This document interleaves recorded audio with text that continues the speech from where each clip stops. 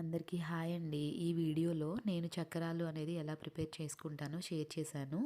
ఇది నేను బాల్కనీలో చేసుకున్నానండి. చాలా సింపుల్‌గా చేసుకోవచ్చు. ఎప్పుడు ట్రై చేయకపోతే ట్రై చేయండి.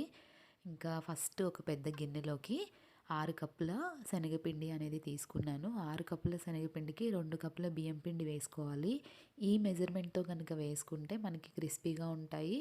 మరీ గట్టిగా ఉండవు, మరీ సాఫ్ట్‌గా ఉండవు. చాలా బావుంటుంది టేస్ట్. తర్వాత వచ్చేసి రుచికి తగ్గట్టుగా ఉప్పు, మన స్పైస్‌కి తగ్గట్టుగా కారము, ఇంకా కొంచెం వాము అనేది వేసుకోవాలండి. డైజెషన్ కోసము వాము. ఇంకా మంచి ఫ్లేవర్ కూడా వస్తుంది వాము వేసుకుంటే.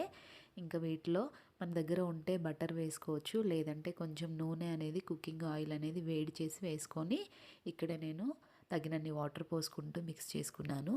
పిండి అనేది మరీ హార్డ్‌గా ఉండకూడదు, సాఫ్ట్‌గా ఉండకూడదు. మీడియంగా ఇలా చూపించినట్టుగా ఉండాలండి. ఈ పిండి కలుపుకునే లోపు నేను బాల్కనీలో ఈ ఎలక్ట్రిక్ స్టవ్ మీద ఆయిల్ అనేది పెట్టేసుకున్నాను. ఇది స్లోగా వేడవుతుందండి. ఫస్ట్‌లో కొంచెం టైం పడుతుంది.